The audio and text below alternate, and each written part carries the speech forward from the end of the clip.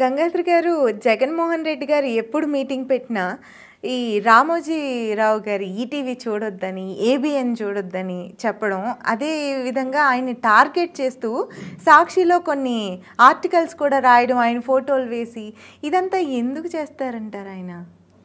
మీకు చూస్తే ఇప్పుడైతే వీళ్ళిద్దరినే అంటున్నారనమాట. ఇంతకుముందు ఇంకో ఇద్దరిని కూడా కలిపనేవాళ్ళు, ఇప్పుడు ఆపారనమాట. ఎవరంటే వెంకయ్యనాయుడు గారిని, అలాగే రమణ గారిని. వాళ్ళు రిటైర్డ్ అయిపోయారు కదా, సో అందుకని వాళ్ళ గురించి ఇది అంటలేదు అనమాట.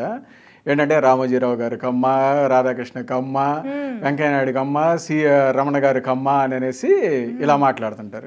కుల వివక్ష కూడా మీకు మళ్ళీ సరే ఇతనంటే అన్నాడు, ఈయన తాత పేరేంటి రాజారెడ్డి, వీళ్ళ నాన్న పేరేంటి రాజశేఖర్ రెడ్డి, ఈయన పేరు జగన్ రెడ్డి. సో వీళ్ళకి తాత నుంచి మన వాళ్ళ దాకా పేరు పక్కన ఇంత బారిన కులం పేరు పెట్టుకొని వీళ్ళు ఎదుటోళ్ళ కులం అంటారు. మళ్ళీ అంతకుముందు వీళ్ళ నలుగురిని ఏదో అనేవాడు, ఏంటంటే దుష్ట చతుష్టయమనో ఏదో అనేవాడు అండి. మీకు వీళ్ళ తాతకు మరి వీళ్ళ తాత మీద మర్డర్ కేసులు, అరెస్ట్ అయ్యాడు, రౌడీ షీట్ ఉంది. మరి ఆయన ఏమన్నా ఫ్రీడమ్ ఫైటరా? ఈయనకు 30 కేసులు ఉన్నాయి. ఈయనేమో జననేత అని చెప్పుకుంటుంటాడు అనమాట. సో ఇలా చెబుతూ ఉంటాడు అతను. మీకు ఆయన చెప్పేది ఏంటంటే రామోజీరావు గారు కమ్మ, అందుకే తెలుగుదేశానికి సపోర్ట్ చేస్తూ ఉంటారు అని అనేది ఇతను చెప్తా ఉంటారు అనమాట. అలా వీళ్ళ నాన్న దగ్గర నుంచి మొదలైంది ఇలా చెబుతూ ఉంటారు అనమాట. మీకు చూస్తే రామోజీరావు గారు ఆయన ఉండేసి ఫస్ట్ తెలుగుదేశం పార్టీ కంటే ముందే కూడా జలగం వెంకటరావు గారి దగ్గరికి వెళ్ళేసి, మనకి ఈ ఢిల్లీ సీల్డ్ కవర్ పాలన అనేది వద్దు, మనకు ఒక ప్రాంతీయ పార్టీ కావాలి, నువ్వు ప్రాంతీయ పార్టీ పెట్టు, నేను అన్ని విధాలుగా సపోర్ట్ చేస్తాను అని అనేసి అన్నాడు. మీకు తెలుగుదేశం కంటే ముందే రామోజీరావు గారి పేపర్లు, బిజినెస్లు అన్నీ ఉన్నాయి. అవును. అంటే ఆయన ధైర్యం చేయలేదన్నమాట. మీకు అక్కడ ఉండేసి జలగం వెంకటరావు ఏమన్నా కమ్మ కాదు కదా. మీకు ఆ తర్వాత ఏం చేశారు, అన్న నందమూరి తారక రామారావు గారు పార్టీ పెట్టారు. పార్టీ పెడితే ఏదైతే తన ఆలోచనలు ఉన్నాయో ఇది దానికి తగ్గట్టు ఈయన వచ్చారు కాబట్టి అని అనేసి వెళ్ళి సపోర్ట్ చేశారు. మీకు ఆ సపోర్ట్ చేయటం కూడా వేళలాగా దొంగతనంగానో లేకపోతే ఇది చేయలేదన్నమాట. ఆయన పబ్లిక్గా ఆర్టికల్ రాశారు. ఆయన ఈనాడులోనే రామోజీరావు గారు ఆర్టికల్ రాశారు, నేను తెలుగుదేశం రామారావు గారికి సపోర్ట్ చేస్తున్నాను, సపోర్ట్ చేయడానికి నా కారణాలు ఇవి అని అనేసి ఆయన పేపర్లో పబ్లిష్ చేసి మరీ ఇది చేశాడు అనమాట. సో వీళ్ళలాగా ఏమన్నా ఇదైతే ఏం చేయలేదన్నమాట. అలాగే మీకు ఇంకోటి చూస్తే ప్రతి ఒక్కళ్ళకి ఒక ట్రిగరింగ్ పాయింట్ ఉంటుందండి. మీకు మనకు వచ్చేసరికి ఈ జనరేషన్ వాళ్ళకి కొందరికి మొన్న రాష్ట్ర విభజన అప్పుడు జరిగిన కొన్ని రకాలుగా ఫ్లేరప్ అవుతాయి అన్నమాట. సేమ్ అలాగనే అప్పట్లో రామోజీరావు గారు వాళ్ళ జనరేషన్ వాళ్ళకి చూస్తే ఎమర్జెన్సీ, అప్పట్లో ఎమర్జెన్సీ పెట్టారు కదా, అప్పుడే చాలామంది పెద్ద నాయకులందరూ ఇదంతా వచ్చింది దీనంతా. సో అవన్నీ వాళ్ళని బలంగా యాంటీ కాంగ్రెస్ వైపు నడిపించాయి. సో మీకు రామోజీరావు గారిని చూస్తే యాంటీ కాంగ్రెస్ అని మాత్రం కాదు, ఆ కాంగ్రెస్ అవలంబించిన విధానాల వల్ల అనే విధంగా ఆయన చేశారనమాట. మీకు రామోజీరావు గారి గురించి అసలు ఎంతోమంది పుస్తకాలు రాశారు. సరే ఆయన పొగుడుతా రాసిన వాళ్ళని తీసి పక్కన పెట్టండి, ఆయన్ని విమర్శిస్తా తిడతా కూడా కొందరు రాశారనమాట. కానీ విమర్శిస్తా రాసిన వాళ్ళని కూడా చూస్తే వాళ్ళు మిగతా విషయాల్లో ఏందన్నా విమర్శించారేమో కానీ ఆయనకి తెలుగు భాష మీద ఉన్న అభిమానం, తెలుగుని ఎక్కువ స్థాయిలోకి తీసుకెళ్లాలనే కోరికలు కానీ, ఆయన ఆత్మాభిమానం, ఆత్మగౌరవం, వీటి మీద మాత్రం ఏ విధమైన కంప్లైంట్ చేయలేదన్నమాట. ఆ విషయాల్లో ఆయన గ్రేట్ అన్నట్లే ఇది చెప్పారనమాట. మీకు అంతెందుకు ఒక ఎగ్జాంపుల్ చూస్తే మీకు తెలుగుదేశం అప్పట్లో ఒక ఆర్టికల్ సెన్సేషన్ అయింది. టీఎన్జేఏ గారిని రాజీవ్ గాంధీ గారు ఎయిర్పోర్ట్లో అవమానిస్తే ఒక పెద్ద సెన్సేషన్ అయిందనమాట. అదే తెలుగుదేశం పుట్టుకి అది కారణం అన్నట్లు ఇది వస్తూ ఉంటాయి ఆర్టికల్స్. మీకు ఆ రోజు జరిగింది వింటే ఆశ్చర్యపోతారు. మీకు ఆ రోజు మామూలుగా ఆయన రాజీవ్ గాంధీ గారు వచ్చారు, ఆయన టీఎన్జే గారి మీద అక్కడ ఎయిర్పోర్ట్లో సీరియస్ అయ్యారు, ఇదంతా జరిగిందనమాట. సో మామూలుగా జర్నలిస్టులు కూడా అది పెద్దగా ఏం పట్టించుకోలేదన్నమాట.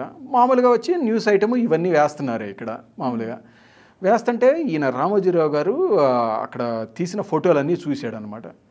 ఏంటి ఏం న్యూస్ వేస్తున్నారు ఇది అంటే, ఇట్లా ఆయన రాజీవ్ గాంధీ గారు వచ్చారు వెళ్ళారు ఇది అనేసి అన్నారు అనమాట. సో అప్పట్లో జనాల మైండ్ సెట్ ఎలా ఉంది, ఈవెన్ జర్నలిస్టులు అంటే వాళ్ళందరూ పెద్ద స్థాయి వాళ్ళే అప్పటికి కూడా, వాళ్ళ మైండ్ సెట్ ఏంటంటే రాజీవ్ గాంధీ అనే వ్యక్తి ఇందిరాగాంధీ కొడుకు, ఆయన మన సీఎం అని తిట్టడం ఏముంది మామూలు విషయమే కదా అని అనేసి అనుకున్నారు. సీఎం అని తిట్టడం మామూలు విషయంలాగా తీసుకున్నారు వాళ్ళు ఈజీగా. సో ఎప్పుడైతే ఈయన ఫోటోలు చూశాడో, ఇంత జరిగితే మీకు ఎవ్వరికి ఏమీ అనిపించట్లేదా, అసలు తెలుగుడి ఆత్మాభిమానం ఏమైంది, ఆత్మగౌరవం ఏమైంది, ఢిల్లీ ఓడొచ్చి మన ముఖ్యమంత్రిని, ఆయన కాంగ్రెస్ అవ్వచ్చు కానీ అతన్ని అంతలా ఇది చేస్తాడా, అసలు రాజీవ్ గాంధీ గారికి ఏమి హోదా ఉందని అనేసి అప్పుడు అక్కడ ఒక 20-25 ఫొటోస్ ఉంటే వాటన్నిటిని ఒక 6 ఫోటోలని ఆయనే పక్కన పెట్టాడు. ఓకే. పక్కన పెట్టి కనీసం ఇప్పుడన్నా మీకు అర్థం అవుతుందా ఏం జరిగిందో అని అనేసి అన్నాడు ఆయన. ఆ పక్కనే అప్పుడు ఆయన జర్నలిస్టు, ఆయన పేరు శర్మ గారు ఎవరు ఉన్నారు, ఆయన ఉండేసి సార్ నాకు అర్థమైంది, కొంచెం టైం ఇవ్వండి, నేను మొత్తం మార్చేస్తాను అని అనేసి అంటే అప్పుడు దాని మీద ఇందిరా రాకుమారుడి ప్రతాపము అని అనేసి ఒక పెద్ద ఆర్టికల్ పెట్టేసి ఇది రామోజీరావు గారికి చూపిస్తే సూపర్ అని చెప్పి ఆయన ప్రూఫ్ రీడింగ్ చేసేసారు. అది వేస్తే అది సెన్సేషన్ అయింది. తెలుగు జాతి ఆత్మగౌరవం అనేది అక్కడే ఒక నినాదం మొదలైంది. నందమూరి తారక రామారావు గారి పార్టీకి అదే పునాదిలాగా వచ్చిందనమాట. దాన్ని బేస్ చేసుకునే రామారావు గారు ఇది వచ్చారు కాబట్టి ఈయన ఇదంతా సపోర్ట్ చేయటము ఇదంతా చేశారు. మీకు ఢిల్లీ వీధుల్లో కూడా తెలుగుడి ఆత్మగౌరవం, తెలుగుడికి ఒక విలువ అనేది వచ్చింది తెలుగుదేశం వచ్చిన తర్వాత నుంచే కదా.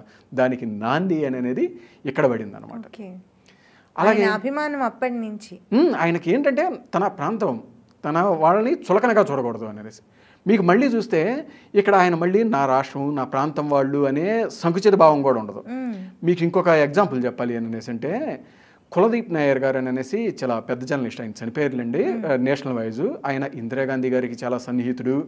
ఈవెన్ లాల్ బహదూర్ శాస్త్రి గారి మరణం మీద చాలా బుక్స్ రాశాడు. ఈవెన్ అమిత్ షా కూడా చాలా దగ్గరగా వాళ్ళ ఇంటికి వెళ్ళేసి ఇది చూస్తూ ఉంటాడు. సో చాలా పెద్ద వ్యక్తి అనమాట. ఆయన ఒకసారి మెన్షన్ చేశారు, అది ఎప్పుడంటే రామోజీరావు గారు మీడియాకి లక్ష్మణ రేఖ అనే ఒక ఆర్టికల్ రాశాడు చానాళ్ళ క్రితం. ఆ టైంలో కానీ లేకపోతే ఈయన కులదీప్ నాయర్ గారు ఏదో ఒక బుక్ రాశారు, ఆ బుక్ లాంచింగ్ టైంలో కానీ ఒకసారి మెన్షన్ చేశారు. ఏంటంటే 2004 ఎలక్షన్స్ అయిపోయినాయి, రిజల్ట్స్కి కొన్ని రోజుల ముందు వన్ ఫైన్ మార్నింగ్ నా గుడ్ ఫ్రెండ్ నుంచి నాకు కాల్ వచ్చింది. ఆ గుడ్ ఫ్రెండ్ ఎవరో కాదు రామోజీరావు గారు. రామోజీరావు గారు ఫోన్ చేశారు. నేను ఫోన్ ఎత్తగానే ఐ నో ఇట్స్ కాంగ్రెస్ గెలవబోతుంది అనేది నాకు తెలుసు, కాకపోతే నా దేశానికి ఒక విదేశీ వ్యక్తి ప్రధాని కావటం నేను జీర్ణించుకోలేను, ఇది నా దేశ ప్రజలు ఇటువంటి బాధ పడకూడదు, ఒక విదేశీ వ్యక్తి ప్రధానిగా ఉండటం, నా దేశ త్రివిధ దళాధిపతులు ఒక విదేశీ వ్యక్తికి వందనం ఇవ్వటం నా కళ్ళతో నేను చూడలేను, ఈ బాధ నుంచి నా దేశాన్ని రక్షించు, దీనికోసం ఏదో ఒకటి చేయి, యూ షుడ్ డూ సంథింగ్ అని అనేసి అన్నాడంట. ఏమీ మాట్లాడలేదంట కులదీప్ నాయర్ గారు. చూడండి, ఆయన్ని మీకు ఫస్ట్ జలగం వెంగళరావు గారి దగ్గరికి వెళ్ళి పార్టీ పెట్టమని అడిగారు. ఎందుకు? నా రాష్ట్రాన్ని నా రాష్ట్రం వ్యక్తే పాలించాలి, అంతేగాని ఢిల్లీలో కూర్చున్న వాళ్ళు సీల్డ్ కవర్లో పంపించకూడదు అని అనేసి. ఇది ఎక్కడ వచ్చేసరికి ఏంటి, నా దేశాన్ని నా దేశం వ్యక్తే పాలించాలి, అంతేగాని విదేశీ వ్యక్తి పాలించకూడదు. తెలుగువాడి ఆత్మాభిమానం, నా దేశాన్ని దేశం వాడే పాలించాలి, నా రాష్ట్రాన్ని రాష్ట్రం వాడే పాలించాలి, అంతేగాని ఎవరో దీని మీద డిక్టేటర్షిప్ ఇది చేయకూడదు అని అనేసేది అనమాట. అది మీకు ఆయన విలువలు కానీ ఇవన్నీ మీకు చాలామంది గొప్ప స్థాయికి ఎదిగిన వాళ్ళు ఉంటారండి, కానీ తమ విలువల్ని కోల్పోకుండా అంత ఉన్నత స్థాయికి ఎదిగిన వాళ్ళు చాలా తక్కువ మందే ఉంటారు. అందులో రామోజీరావు గారు ఒకరు అనమాట. మీకు చూసారంటే ఇప్పుడు ఈటీవీ 2 ఉంటుంది కదా న్యూస్ ఛానల్స్, అన్ని ఛానల్స్ కంటే రేటింగ్స్ అదే తక్కువ ఉండేది. మీకు తొలినాళ్ళలోనే మీడియాలో స్టార్ట్ అయింది ఈయనే కదా తెలుగులో, మరి తొలినాళ్ళలోనే స్టార్ట్ అయిన ఆయనకి దాని రేటింగ్స్ ఎలా పెంచుకోవాలో ఆయనకి తెలియదా? ఎందుకు తెలియదు? సో ఈ కాలంలో ఏంటి, వ్యూస్ న్యూస్గా గాసిప్స్ని వీటిగా వేసి ఇదేసి టీఆర్పీ రేటింగ్స్ ఇదంతా పెంచుకుంటున్నారు. కానీ ఆయన నా విలువలు ఇవి, నేను వాటిని మారను అనేసి. ఈరోజు కూడా ఈనాడు పేపర్లో వచ్చింది అని అనేసి అంటే అది నిజము అనేది అందరూ నమ్ముతారు. అందుకనే జగన్మోహన్ రెడ్డి గారు ఈ రకంగా టార్గెట్ చేయటం కూడా అనమాట. మీకు ఆయన లాస్ట్ కూడా చూస్తే లాస్ట్ ఇయర్ 75 ఏళ్ల స్వతంత్రం ఇది ఉంది కదా, ఒక సపరేట్ కాలం పెట్టేసి రోజు సంవత్సరం పాటు వేసాడు అనమాట ఆర్టికల్స్ అని. ఎవరూ వేయలేదు, ఏ పేపర్ వాళ్ళు కానీ ఏది, మిగతా వాళ్ళు ఏంది గాసిప్స్ని రాసుకున్నారు, ఈయన అది రాయలేదన్నమాట. సో ఇలాంటి వ్యక్తి అనమాట ఆయన్ని తీసుకొచ్చి ఈయన ఇష్టం వచ్చినట్టు మాట్లాడటం ఒకటైతే, మొన్న చూశారు కదండి ఏంటంటే ఆయనకి హెల్త్ బాగలేక ఉన్న టైంలో ఆయన సిఐడి ఇంట్రాగేషన్ అని అనేసి పంపించారు. మీకు అప్పుడు కూడా రామోజీరావు గారి ధైర్యం చూడండి. నీకు ఆ రోజు ఆయన వెంటనే కోర్టులో కానీ ఇది వేసుకోవచ్చు, నాకు ఆరోగ్యం బాగలేదు కాబట్టి నీకు ఈరోజు ఇది విచారణకు కానీ దీనికి లేదు, తర్వాత రావచ్చు అని అనేసి ఆయన వేసుకోవచ్చు, అది చెప్పచ్చు. కానీ ఆయన చెప్పలా, నేను ఏ తప్పు చేయలేదు, నేను ధైర్యవంతుడిని, నేను బెడ్ మీద ఉంటేనేంది, ఆరోగ్యం బాగలేకపోతే ఏంటి, నేను దేన్నైనా ఫేస్ చేయగలుగుతాను అని అనేసి అంతే బెడ్ మీద ఉండేసి 1.5 గంట పాటు వారు విచారణకు సహకరించారు. మీకు చూస్తే లీగల్గా వాళ్ళు ఏదైతే విచారణ చేశారో దాని వీడియో ఫుటేజ్లు కానీ లేకపోతే ఫొటోస్ కానీ బయటికి రాకూడదు. కానీ వీళ్ళు బయటకు వదిలేరు. ఏంటంటే ఆయన్ని ఏమీ చేయలేరు. ఏమీ చేయలేక ఆయన ఏదో మంచం మీద పడుకొని ఉంటే అదేదో తప్పుగా అన్నట్లు, అతన్ని ఏదో ఆరోగ్యం లేకుండా ఇట్లా చేసాము అన్నట్లు చూయించుకొని అదో రకమైన ఆనందం దిగిపోతున్నారు. అంతకన్నా ఇప్పుడు బహుశా వీళ్ళ ఇంట్లో పెద్దోళ్ళు అంటే వీళ్ళ తాతగారు కూడా మధ్యలోనే ఎవరో హత్య చేసి చనిపోయారు, వీళ్ళ నాన్నగారు కూడా అనేది చనిపోయారు. అలా వీళ్ళ ఇంట్లో బహుశా పెద్దోళ్ళు అలా మంచం మీద పడుకోవటము, అంత పెద్ద వయసు వచ్చిన దాకా ఉన్నోళ్ళు ఎవరు లేరు కదా, అలా చూడకపోవటం వల్ల అదేదో పెద్ద ఇదిలాగా అనేసి అనిపించిందేమో అనమాట. కాకపోతే కర్మ అనేది మంచం మీద పడేదాకా వీళ్ళు ఉండరు కదా. అది మీకు కర్మ అనేది ఒకటి ఉంటుంది. మీకు ఆ రోజు రామోజీరావు గారిది అలా రిలీజ్ చేశారు కదా, ఆ నెక్స్ట్ రోజే జగన్మోహన్ రెడ్డి గారికి ఏదో కాలు బెనికింది, ఇది ఆయన బయటికి రాలేడు, బెడ్ రెస్ట్ అన్నారు. సో సేమ్ అదే మీకు అంతెందుకు, ఈయన రామోజీరావు గారు అంతకుముందు వీళ్ళ నాన్నగారిది, వీళ్ళు ఎడపలపాయిలో అనమాట దాదాపు అసైన్డ్ భూమిలో ఆక్రమించుకున్నారు. దాదాపు 1400 ఎకరాలు ఏమోనండి ఇది ఆక్రమించుకున్నారు అనమాట. అది 2004లో వాళ్ళ అధికారంలోకి వచ్చిన తర్వాతే రామోజీరావు గారు అది మొత్తం బయట పెట్టాడు అనమాట. ఇది అని అనేసి బయట పెట్టి ఇన్ని ఆక్రమించుకున్నారు అంటే, నీకు అర్ధరాత్రి రాజశేఖర్ రెడ్డి అక్కడ కంచె దూకాడు అది మొత్తం చూసుకోవడానికి. మీకు చూడండి, అర్ధరాత్రి ఒక సీఎం అక్కడ వాళ్ళ ఎడవలపై దాంట్లో కంచె దూకాడు అక్కడ. ఆ ఫోటోలు కూడా బయటకు వేశారు. అదనమాట జర్నలిజం అంటే. అది మీరేం చేశారు, ఆయన ఆరోగ్యం తాగలేక పడుకున్నప్పుడు ఆయన ఇంట్లో 5 ఫోటోలు తీశారు. మీ నాన్నని సీఎంగా ఉండి అర్ధరాత్రి కంచె దూకుతుంటే తీసి పేపర్లో ఇది పబ్లిష్ చేశారనమాట. నీకు ఆ తర్వాత వచ్చి ఇవన్నీ తట్టుకోలేక రాజశేఖర్ రెడ్డి అసెంబ్లీలో వచ్చేసి, అవును మేము ఆక్రమించుకున్నాము నిజమేను, కాకపోతే నాకు తెలియదండి, అది మా నాన్న అది చేసింది, మా నాన్న తప్పుడు అని ఒప్పుకున్నాడు. ఇప్పుడు మేము ఆక్రమించుకున్నది నిజము, ఇదిగో ఇస్తున్నాము అని చెప్పాడు. అది ఆక్రమించుకుంది కాకపోతే నేను కాదు, నాకు తెలియదు, మా నాన్న ఆక్రమించుకున్నాడు అన్నాడు. అంటే వాళ్ళ నాన్న తప్పుడోడు అని అనేసి ఆయన అసెంబ్లీ సాక్షిగా ఒప్పుకున్నట్టు కదా. సో ఒక్క ఫోటోతోటి సీఎంగా ఉన్న మీ నాన్న కంచె దూకిచ్చాడు. మీ నాన్న చేతనే అసెంబ్లీలో మీ తాత తప్పుడోడు అని అనేసి ఒప్పుకునేలా చేశాడు. అదే టైంలో ఈయన కరెంట్ అబ్బారికి వెళ్ళి ఇంటర్వ్యూ ఇచ్చాడు రాజశేఖర్ రెడ్డి. అప్పుడు ఉండేసి ఇదే ఇష్యూ మీద అడిగితే నవ్వుతా ఉన్నాడు. నవ్వుతా అంటే, ఏంటి రాజశేఖర్ రెడ్డి నవ్వుతా ఉంటావు ప్రతిదానికి, దీనికి సమాధానం చెప్పు అనేసి అంటే మంచినీళ్ళు తాగాడు. ఇదనమాట ఇది. మీకు అలాగని ఫస్ట్ నుంచి చూసినా కానీ ఆయన రామోజీరావు గారు వీళ్ళని టార్గెట్ చేయడం కానీ ఎట్టేం చేయలేదండి. మీకు రాజశేఖర రెడ్డి గారు పాదయాత్ర చేస్తున్నప్పుడు హైయెస్ట్ కవరేజ్ ఇచ్చింది రామోజీరావు గారు ఈనాడు పేపరే. మొత్తం కవరేజ్ ఇచ్చారు. ప్రతిపక్షానికి కవరేజ్ ఇవ్వాలి అనేది ఆయన పాలసీ. అధికారంలో ఉన్న నాయకుడితో పాటు ప్రతిపక్షానికి అదే ఇవ్వాలి అనేది ఆయన పాలసీ. అదే ప్రకారము మీకు రాజశేఖర రెడ్డికి ఫుల్ లెంత్ కవరేజ్ ఇచ్చాడు. మీకు మెయిన్ పేపర్లతో పాటు ప్రతిరోజు డిస్ట్రిక్ట్ ఎలక్షన్లో సెంటర్ స్ప్రెడ్ అనేసి మొత్తం ఉండేది. అది మొత్తం వేసేసారు అనమాట. మీకు అంతెందుకు, అధికారంలోకి వచ్చిన తర్వాత ఆయన స్కాములు చేస్తే విమర్శించారు. మీకు ఆయన చనిపోయిన తర్వాత, మీకు 2009లో గెలిచిన తర్వాత, మళ్ళీ గెలిచిన తర్వాత కూడా నీపై మోజు తీరలేదు రాజశేఖర అని హెడ్లైన్ పెట్టే వేసాడు. మీకు అంతెందుకు, వీళ్ళు మహానేత అని చెప్పుకుంటున్నారు కదా, ఆ మహానేత టైటిల్ పెట్టింది ఎవరు? రామోజీరావు గారు ఈనాడే. రామోజీరావు గారు ఈనాడే దివికేకిన మహానేత అని అనేసి ఆయనకు మహానేత ట్యాగ్ ఇచ్చింది ఈనాడే. ఆ తర్వాత ఏవైతే ఈ సిబిఐ స్కాములు ఇవన్నీ బయటకు వచ్చిందో మహానేత అని అనేసి వాళ్ళే పెట్టారు. ఇప్పుడు మీరు మహానేత అని పెడితేనేమో ఇబ్బంది లేదు, స్కాములు బయటకు వచ్చి ఇది చేసినప్పుడేమో మహానేత అని పెడితేనేమో అది తప్పైంది. ఒక జర్నలిస్ట్ డ్యూటీ అది కదా, ఏది ఉంటే అదే చూపిస్తారు, అదే చేస్తూ ఉంటారు. ఆయన మంచి చేస్తే మంచి చెప్తారు, ఆయన తప్పు చేస్తే అది ఎత్తి చూపిస్తారు. మీకు మంచి చేసినప్పుడేమో అది మాట్లాడకపోవటం, ఇది చేసినప్పుడేమో ఇలా చేయటం అనమాట. ఇలా టార్గెట్ చేస్తా అదేందో కులాలకి దీనికి ఆపాదించడం. మళ్ళీ దీనికి వచ్చేసరికి వీళ్ళకి కొంతమంది చిడతలు వాయించడానికి కొంతమంది తోడవుతున్నారు. జర్నలిస్టులు అని పేరు చెప్పుకొని, మీరు పేర్లు ఎందుకులండి, వాళ్ళ పేర్లు వద్దులే. సో కానీ మీరు వాళ్ళని చూడండి, వాళ్ళల్లో చాలా వరకు గతంలో ఈనాడులో పనిచేసిన వాళ్ళే ఉంటారనమాట. వీళ్ళందరూ ఏంటంటే అప్పట్లో ఈనాడులో పనిచేస్తా ఆ తర్వాత ఉదయం అనేసి పేపర్ వచ్చిందనమాట, అందులోకి జంప్ అయ్యారు. అది ఏదో హైప్గా ఉంది, అందులోకి వెళ్తే ఇదే. అప్పట్లో ఈయన రామోజీరావు గారు చాలామందికి చెప్పారు, అలాంటిది నిలబడదు ఎక్కువ కాలము, ఇవి జాగ్రత్త, మీ కెరీర్లు పాడైపోతాయి అని చెప్పినా కానీ కొందరు ఉన్నారు. కొందరేమో ఇంకొక ఆయన ఉన్నాడండి ఏబీకే ప్రసాద్ గారు అనేసి, ఆయన మాట విని వెళ్ళటము ఇదంతా చేశారనమాట. మీకు ఆ తర్వాత 3-4 ఏళ్ళకే అది మూతపడిపోయింది.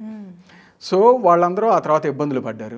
సో వాళ్ళందరూ ఇప్పుడు ఏంటంటే అప్పటి నుంచి ఈనాడులో నుంచి బయటికి రాకుండా అంతే పనిచేస్తున్న వాళ్ళ లైఫ్ స్టైల్ని ఇప్పుడు వీళ్ళ లైఫ్ స్టైల్ని కంపేర్ చేసుకుంటుంటే అద్దం మీద నుంచి ముందు నుంచుంటే వీళ్ళకి చేతర పడుతుంది. అంతేగా. సో ఇంకేంటి, అరే ఆ రోజు రామోజీరావు గారి దగ్గర నుంచి బయటకు రావటం మన తప్పు. సో కానీ అది ఒప్పుకోవడానికి ఇబ్బంది. దీనికి వీళ్ళేంటి, అప్పుడు తాము చేసింది కరెక్టే అని ప్రూవ్ చేసుకోవాలని అనేసి ట్రై చేస్తూ ఉంటారు. వాళ్ళ ఉద్దేశం ఏంటంటే రామోజీరావు గారు పడిపోవాలా. రామోజీరావు గారు పడిపోవటం మనం చూస్తే అప్పుడు మనం ఎప్పుడో 25 ఏళ్ల క్రితం చేసింది ఒప్పు అని అనేది మనకు అర్థమైద్ది అని అనేసి అనుకుంటాం. తెలిసి కూడా వీళ్ళ చిన్న స్థాయి బ్రెయిన్స్ ఏంటంటే వీళ్ళు అనుకునేది ఏంటంటే తెలుగుదేశాన్ని దెబ్బ కొడితే రామోజీరావు గారు పడిపోతారు అని అనేసి అనుకుంటారు. ఇది వీళ్ళదంత చిన్న స్థాయి ఆలోచనలు కాబట్టి రామోజీరావు గారు కూడా వాళ్ళంతా ఈజీగా వదిలేసుకున్నారు అనుకుంటాను నేను కూడా. మీకు రామోజీరావు గారు అసలు ఏనాడన్నా ఏదన్నా ప్రభుత్వం దగ్గరికి వెళ్ళి ఏదన్నా పని కానీ ఇది కానీ చూస్తారా? లేదు ఆయన ఏమన్నా డబ్బులు కాంట్రాక్ట్లు ఇవేమన్నా చూస్తారా?